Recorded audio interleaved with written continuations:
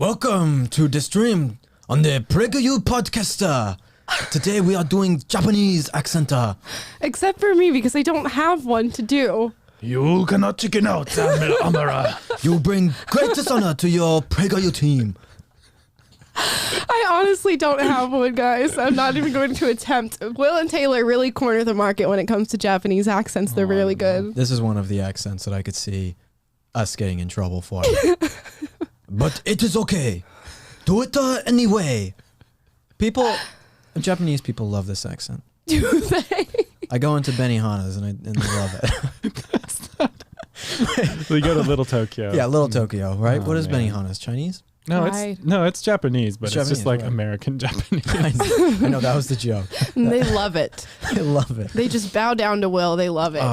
Guys, thank you so much for joining the stream today. We got Taylor on the boards, Amala, and Will Witt here. Make sure, before we start, we're getting to a really interesting story today. Before we start, make sure you like this video, share it, drop your comments down below, because that stuff really helps us out. And make sure that you're coming back at 2:30 p.m. every day, 5:30 p.m. EST. We are going live on weekdays, me and Amala, talking about the news, cultural stuff going on. But let's get into today's story, which is a very funny story. It is so funny. We were having some giggles. You know how Amala giggles. We were having some extra giggles before this started. Atlanta, are you on the page? We're there now. Atlanta Councilman Antonio Brown, who voted to defund police, has car stolen. Now, already off the bat, this is a funny title. Yes, it is. Because we maybe don't want his car to be stolen. That's not, No. we don't wish that on anyone. But what we do like seeing is leftist policies in action not working, because hopefully that people can see leftist things happening and realize that we can do better. Right. We can institute more police or more conservative policies and things will get better in their state. But a lot of these people, they virtue signal and they say, we need to defund the police. That's what we have to do. And then something like this happens and his car gets stolen. So Right. Amala, I want you to read the rest of the story because you are having such a good time. I don't even know if I can. Okay, I'm going to read through it and then try not to laugh. Okay, first paragraph here. An Atlanta mayoral candidate who voted to defund millions of dollars from the local police department's budget reportedly has his car stolen by a group of very young thieves this week. And he wound up thanking the cops for help. Now, really what makes this story funny is this next. I don't think I can read it.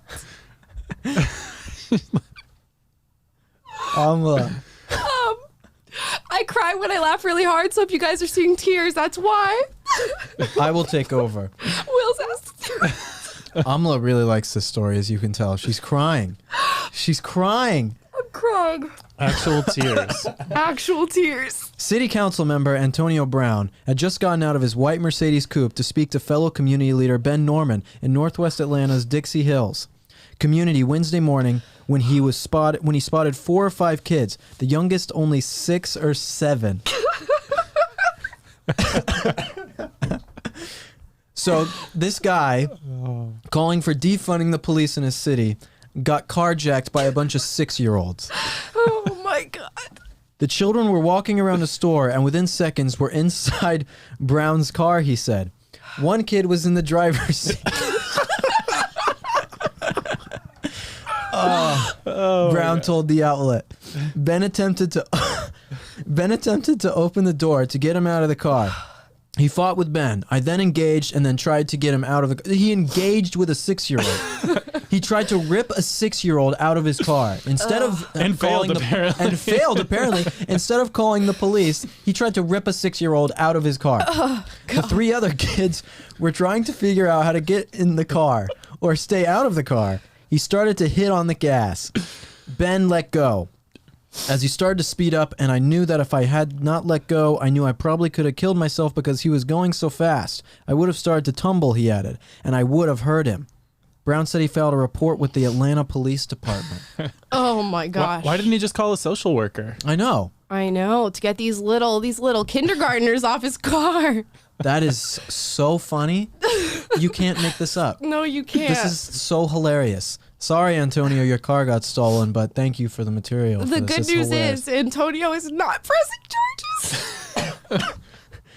Thanks to everyone that reached out to check on me. Appreciate the love and support.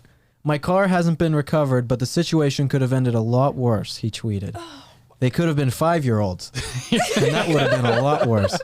Thanks to Atlanta police. Now he's thanking the police. Yes. Thanks to Atlanta police for taking swift action to address the situation. It's time we reimagine Atlanta together. I hate this. I hate people who say reimagine. Yep.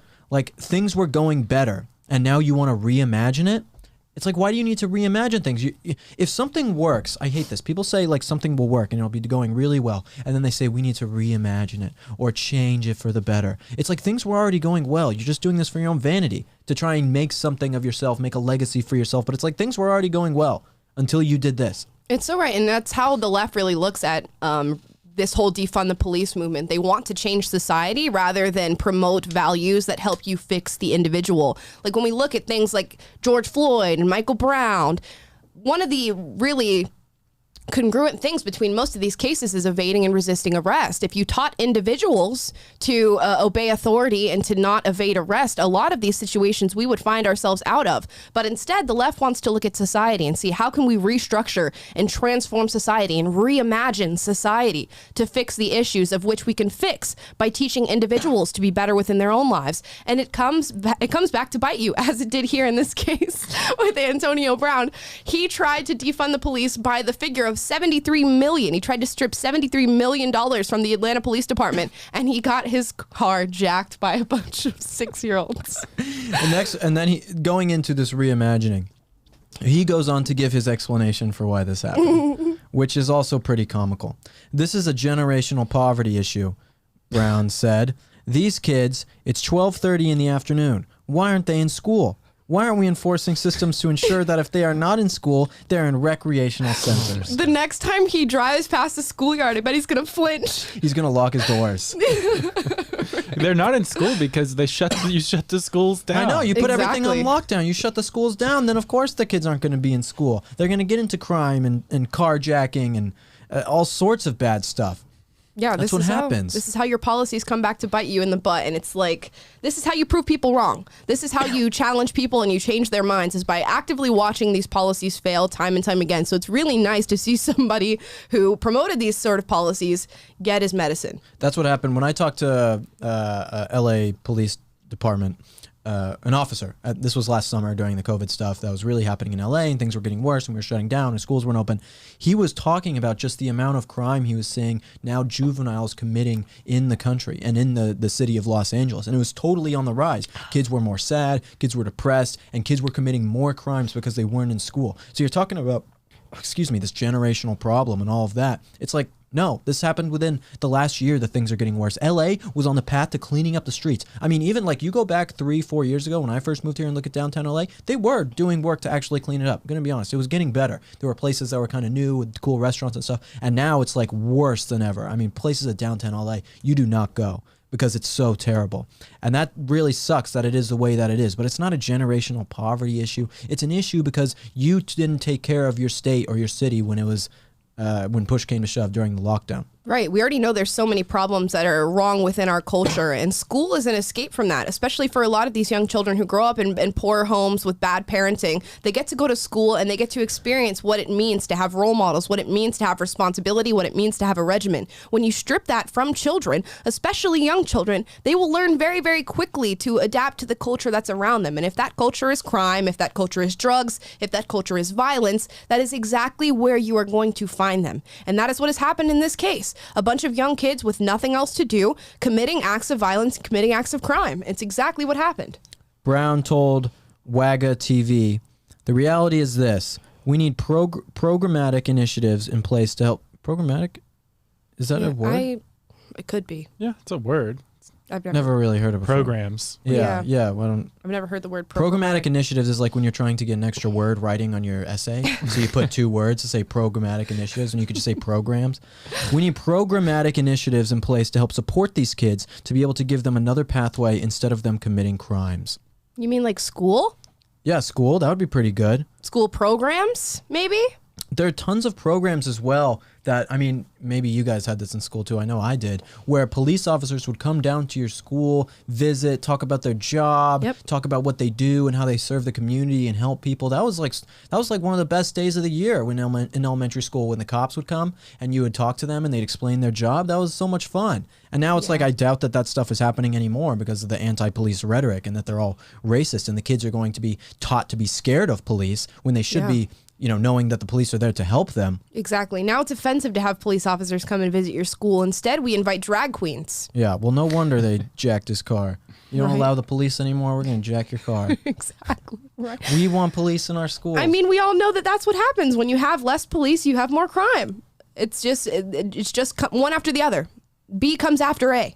And to think any different, to think that you can somehow defund the police and not see an increase in crime is just ridiculous. You know what this guy should have done? He should have not have called the police, and he should have ran around the city, asked some social workers and tried to get his car back that way, because that is the leftist dream. I hate people, the hypocrites. You know, if it's one thing if he makes the situation and says, I want to defund the police, and then doesn't call the police because he's like sticking by his guns about it. Right. But it's like another thing when he says, I want to defund the police, and then he's this upper echelon of people, this higher tier person, you know, essentially who has money and a position of power, and he can just call the police and be a total hypocrite and nothing is going to happen to him. I mean, and look what Vice put out an article a couple days ago called "What if we just stop calling the police?" and saying that, you know, it's becoming a trend within the black community to just not call the police, just let crimes be committed. And now a lot of white people, specifically white leftists, of course, are picking up that sort of verbiage of we don't need to call the police. In the article, Vice states the police do not promote safety. They do not create safety within communities. They only create more harm to situations. But this is why I am a populist myself. This is why I align myself with a very populist message. Because you have these people at the top, these people who have been running our country, running our establishments for years and years now. I mean, look at the middle class in America. Like the middle class used to be about 50% of all wages, and now it's down to like 43%. I mean, the middle class is disappearing. More people are becoming poor, and then more people are becoming rich. And these elitists that we have at the top are running all these different things, and they don't get, they think they live a totally separate life than us. They fly different types of planes than us. They go to different types of restaurants than us. They get away with other types of crimes than us. You know, they are on a totally different level playing field than the rest of us are, right? And I think most Americans are sick of it. So when we see something like this, some huge hypocrite come on and say something like defund the police, and it totally backfires on him, he gets no sympathy whatsoever. No sympathy. And I hope that people on the left, I hope that you see this guy and you don't give him any sympathy either. I hope that you guys come around and realize that even if this guy is on the left, he's still one of these people who is taking advantage of you. He is someone who wants to take advantage of you. Especially, remember, the people who are calling to defund the police, especially the major celebrities, the major politicians, the bureaucrats, many of them have their own personal security. They live within these nice gated communities, and they know that they're secure at night. They don't know that for you. They don't know that for their constituents. They don't know that for the people who follow them. They sit on their little ivory tower, and they virtue signal, and they tell you to defund the police when they will see no repercussions of that actual legislation being played out. I mean, look at Maxine Waters' house. I mean, that house is worth millions and millions of dollars, and she doesn't even live near a district, right? It's like all of these people who claim that they want to help their communities do nothing to help their communities. Right. It's as simple as that. The upper echelon lives far away from the rest of us, and people are starting to really get sick of it. I was reading Tucker Carlson's book last night, Ship of Fools, on a lot of this stuff, and it's like, I don't know what's going to happen. There could be...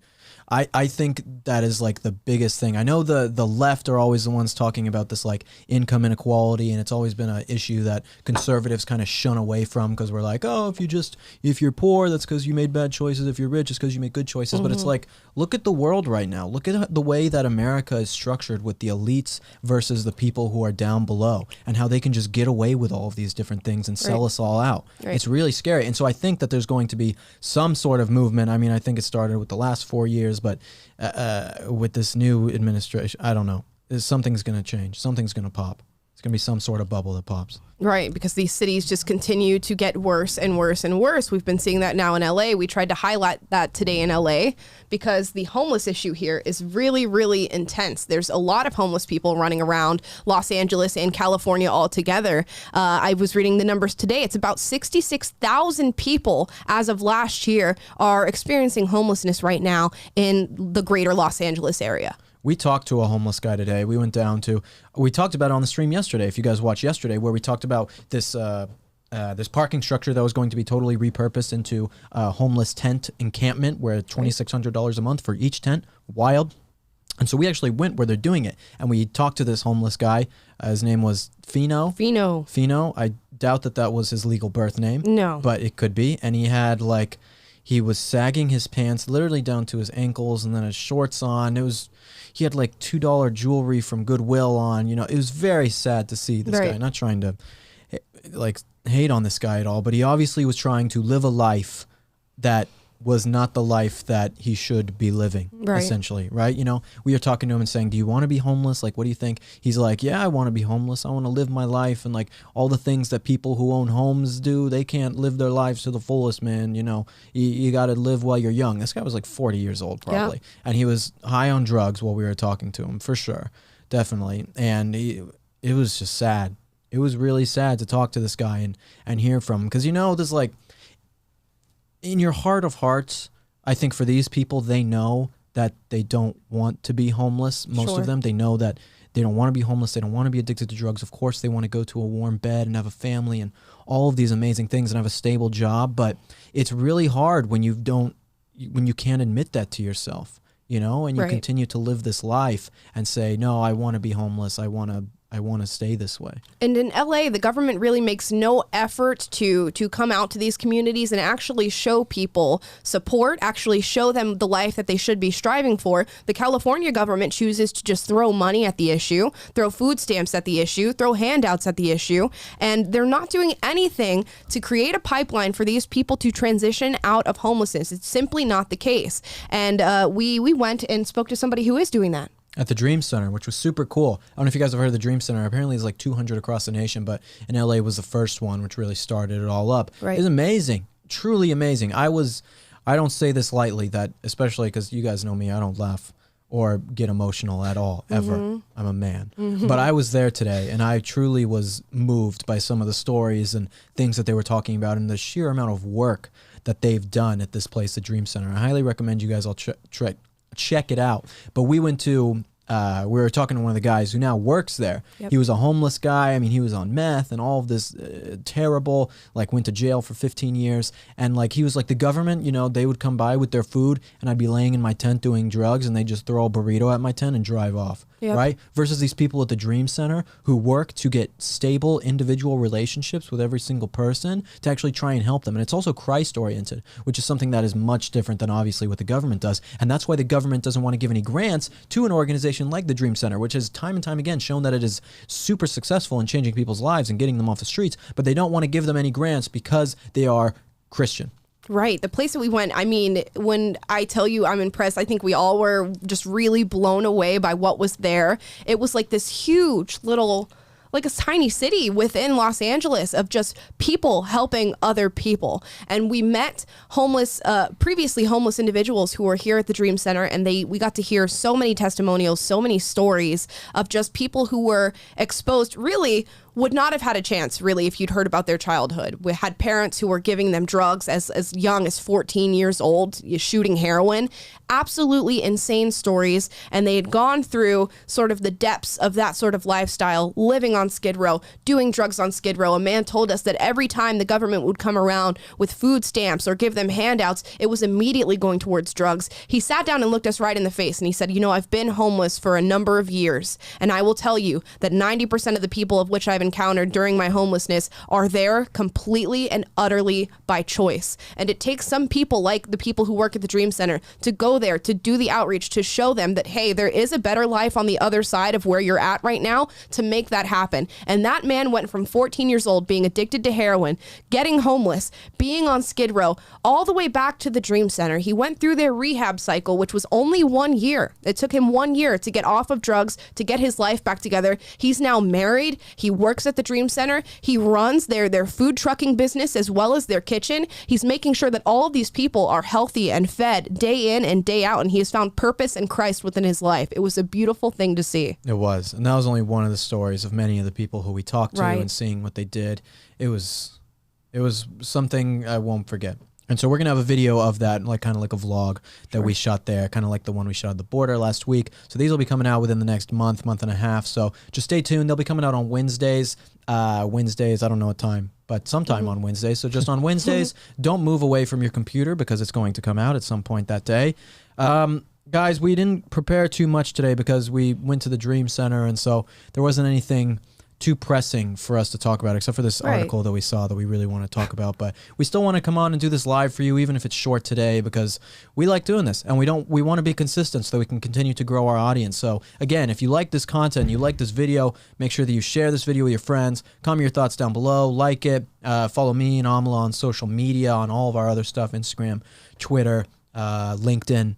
You know, all the things, all Parler, the platforms, Kick Messenger, you know, everything. So I think that's going to do it for today, guys. I think that is. Thank you, guys. We really appreciate it. Thank you. Thank you for watching.